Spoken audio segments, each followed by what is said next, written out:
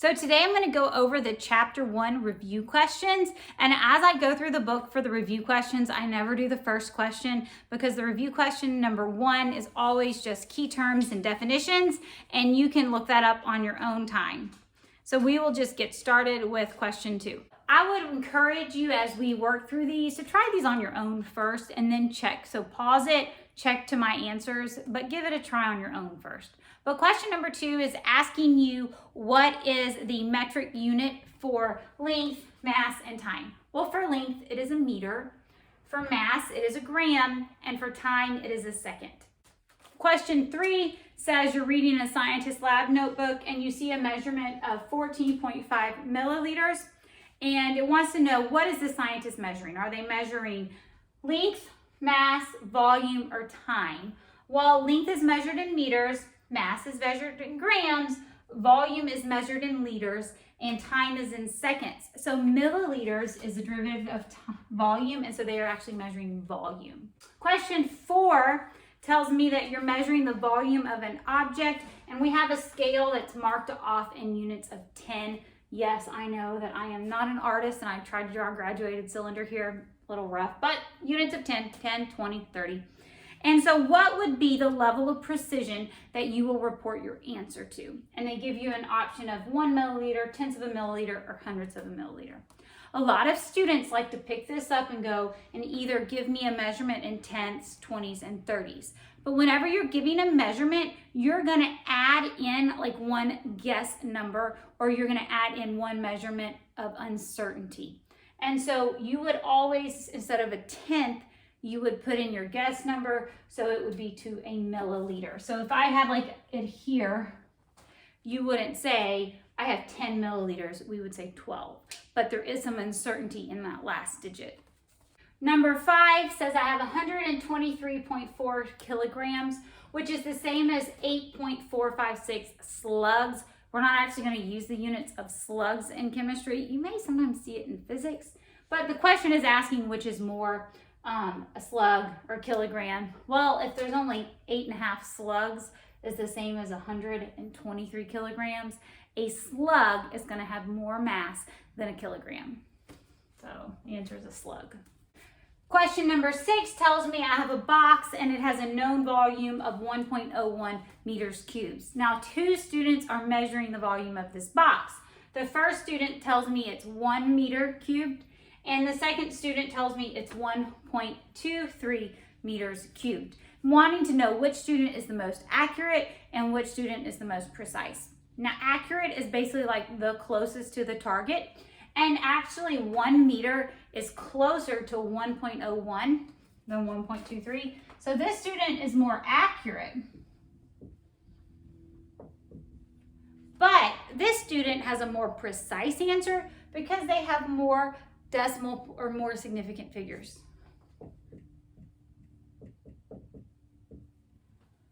Number 7 has 4 parts. It gives you 4 measurements and it asks you to list how many significant figures are in each of these measurements. So try it yourself, or pause it, try it yourself, and then come back and check it to my work. So in question A, let's look at significant figures. We have a 1 to 9, that's significant, and so is the 6. And any zeros between significant figures are significant. So this has 3 significant figures. For part B, we have a 1, which is a digit between 1 to 9, which is significant, and the same is for a 2. Now, these 3 zeros are not significant because they're not between 2 significant figures, and then they're not at the end of the number to the right of a decimal point. So this only has 2 significant figures. C, this is significant and this is significant. So now let's look at what other ones. So neither one of these are significant because they're not to the right of the decimal point at the end of the number. And though this one is, because it is to the right of the decimal point and the end of the number. So this one has 3 significant figures. The next question is D, and the 1 is significant. And this 0 is at the end of the number and to the right of the decimal point. So there's a total of 2 significant figures in part D. Question number 8 tells me if I take an ice cube and I put it in a glass of water, the ice cube floats. What does that tell me about the density of ice? Well, the density of ice must be less than the density of water because it floats in it. Question number 9 says, if a figure is significant, does that mean it is mathematically important? And the answer is no, because let's look, if I have a 1 and I have 1.0, this has one significant figure and this has 2. This is considered a significant figure, but 1 and 1 have the same value. It's just part of the measurement, but it doesn't actually affect the math of the problem. Question number 10 says that 2 students report on like a test or a quiz. They each report, one reports 4.56 grams and one reports 4.58 grams, and the teacher gives them both credit. How is that possible? Well, we talked about when you're measuring, the last digit always has some uncertainty. That's that kind of like guess in between the lines digit. And so since there's uncertainty in this number, these are both acceptable answers. Now, if they had a difference in the tenths place value, there's not uncertainty in that place value, so one of the students would be incorrect. But they can both be right because there is always some uncertainty in the last digit of a measurement. Number 11 says a carpet layer has measured a room to be 4.6 meters long and 3.2 meters wide, and then has calculated the area to be 14.72. What 2 things are wrong with this? Well, the 2 things that are wrong is that there is no unit here for area. There is no unit, so you would have to put a unit of meters squared, and the significant figures are incorrect. So this answer has 2, or this measurement has 2 significant figures in it, and so does this measurement. So your answer needs to be reported with 2 significant figures. And so to report this with 2 significant figures, it would be 15 meters squared. Number 12 is another significant figure, except we're doing a subtraction problem. And so I have this very precise measurement, and I'm subtracting a not very precise measurement. And so to figure this out first, you're going to do just the basic subtraction. Now, this is not including significant figures. Since this is a addition and subtraction, I'm going to report my answer to the least precise measurement. The least precise measurement is the 12, and the smallest place value is the 1s. And so I'm going to only have a 1's place value in my answer. So your answer is simply going to be 9 grams.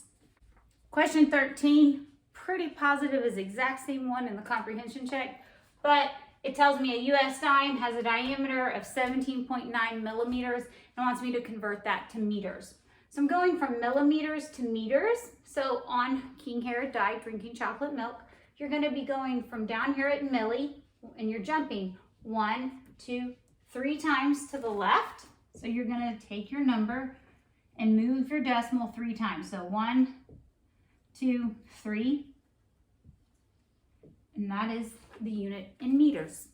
Question number 14 tells me the mass of a soup can is 490 grams, and it's wanting me to convert it to kilograms. So I'm going from grams to kilo. So I'm going to the left 1, 2, 3 times. So I'm going to move my decimal 3 times to the left. And 1, 2, 3. And you get 0.490 kilograms. Question number 15 is another conversion. It gives me the volume of a soccer ball in milliliters, and we're going to kiloliters. We're going all the way across, and we're going to go 1, 2, 3, 4, 5, 6 hops to the left. So I'm starting here, 1, 2, 3, 4, 5, 6 is my answer in kiloliters. Question 16 is a conversion unit, except we're not going to be using King Herod, but it tells me an object has a length of 15 inches and it's wanting me to convert it to meters. Now I cannot go straight from inches to meters. I don't have a conversion unit for that, but we do have a conversion unit for inches to centimeters. So for this problem, we're going to go inches, you're going to go centimeters, and then from centimeters, you're going to then convert to meters. So if I have 15 inches, I'm going to put inches on the bottom, so it cancels out, and centimeters on the top. And 1 inch is 2.54 centimeters. And my answer, since my original measurement has 3 significant figures in it, my answer is going to have 3 significant figures in it.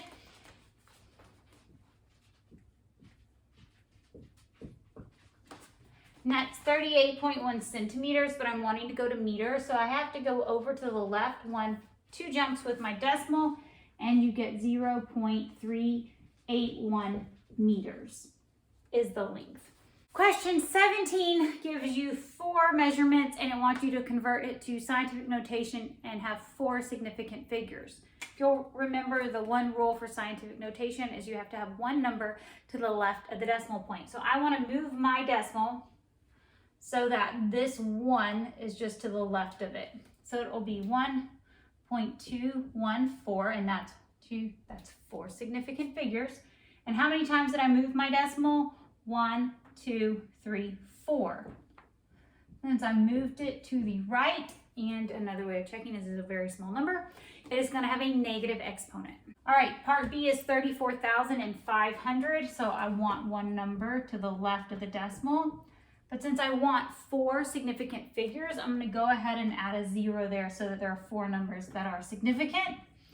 And this decimal is moving 1, 2, 3, 4 times, but it is not moving in the negative number. It is going to be positive because this is a larger number. C is 123,500,000. So I'm going to want 1 number to the left and make sure I have 4 significant figures.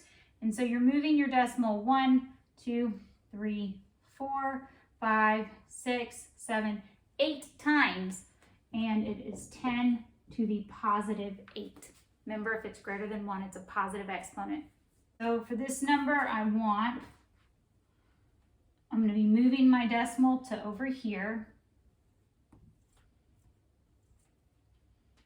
Keep my 4 significant figures, so 1, 2. And I'm just moving it twice, and this is a number that's less than 1, so it's going to be a negative exponent. Question 18, we're going from scientific notation to standard or decimal notation.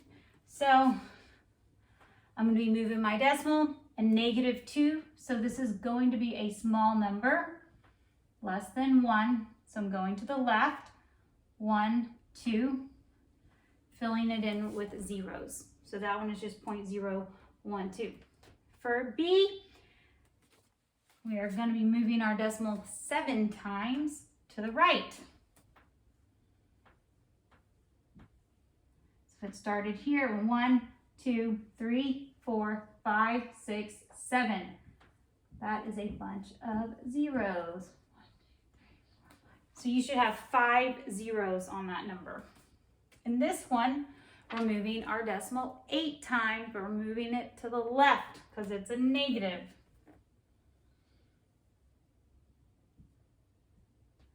1, 2, 3, 4, 5, 6, 7, 8, and that is, you should have 7 zeros there. And for 8.912 times 10 to the 6th, I'm going to be moving my decimal 6 times to the right. It starts here, 1, 2, 3, 4, 5, 6. So you're filling in the zeros.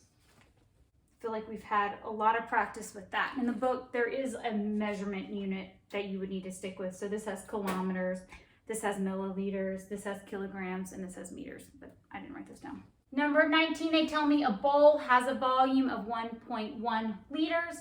And what is that in centimeters cubed or cubic centimeters? Well, if you'll remember, a cubic centimeter is a milliliter.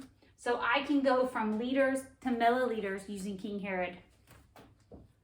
So I have 1.1 liters, and I'm going to milliliters. Don't get those confused because that's the same. So I'm going to be going 1, 2, 3. So I'm going to be moving my decimal 3 spots to the right. 1, 2, 3. So I have 1,100 milliliters, which is the same as cubic centimeters. That is a conversion unit that you need to remember. A millimeter is the same as a cubic centimeter. I'll let my kids keep a note card that they can write some facts on for a test. I would write that a milliliter is the same as a cubic centimeter down. Number 20 is kind of confusing. It has a lot of conversion steps to it, but it tells me a sample of liquid has a volume of 143.6 liters, and it wants me to go and convert that volume to cubic meters. Now I'm gonna have to go from liters to cubic meters, so I'm gonna write down that path that I'm gonna take to help you understand. So from liters, you can easily go to milliliters. Once you're in milliliters, you know that a milliliter is equal to a cubic centimeter. Once you're in cubic centimeters, then you can go to cubic meters. A lot of steps, but we can do it. So the first one is if I have 143.6 liters and I'm going to milliliters, I'm going to the right with my decimal 1, 2, 3 times. And so this is equal to here, so go 1, 2, 3, 143,600 milliliters, which we know is the same as cubic centimeters.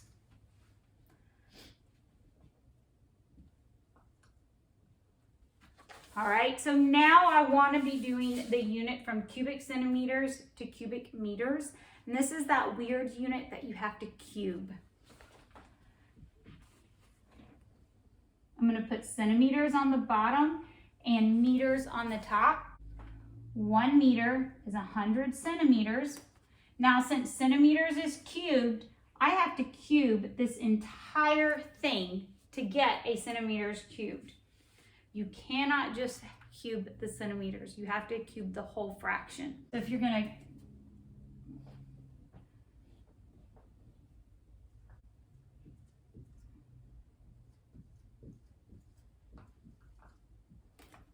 there's a bunch of zeros that ends up when you end up cubing that out, and centimeters cubes cancel out, and you're left with your answer in meters cubed.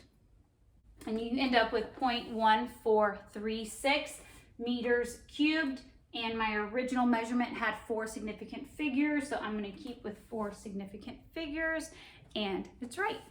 The next 2 problems we have are density problems. So number 21 says aluminum has a density of 2.70 grams per milliliter. What's the volume of an aluminum block with a mass of 55.67 kilograms? Now, the first thing that sets off to me is that density is in grams per milliliter, not kilograms. So I'm going to first convert this from kilograms to grams. 1, 2, 3 hops to the right.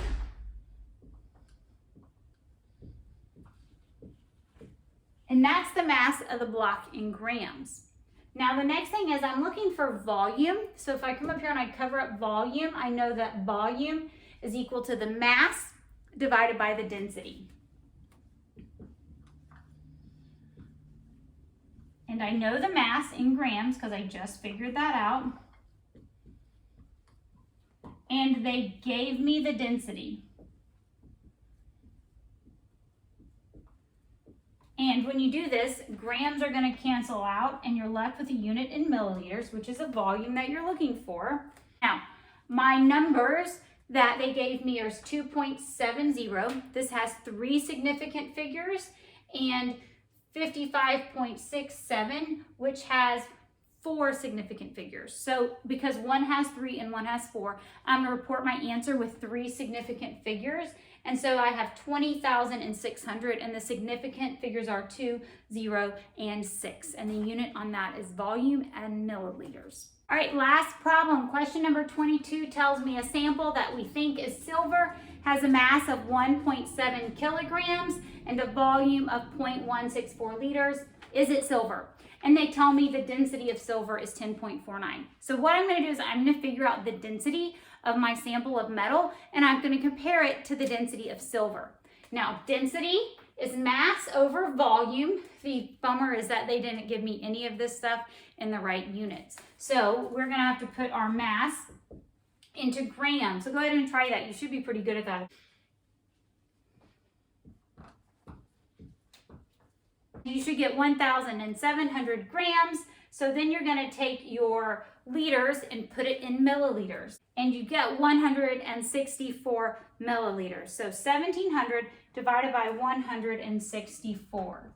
So let's look at significant figures. So this number has 2 significant figures and this number has 3. So I'm gonna report my answer with 2 significant figures. And so my answer is simply 10 grams per milliliters. Now, 10 grams per milliliters is not exactly 10.49, but I don't have that many significant figures, so there's a really good chance that this is actually silver. All right, so great job on the Chapter 1 review questions.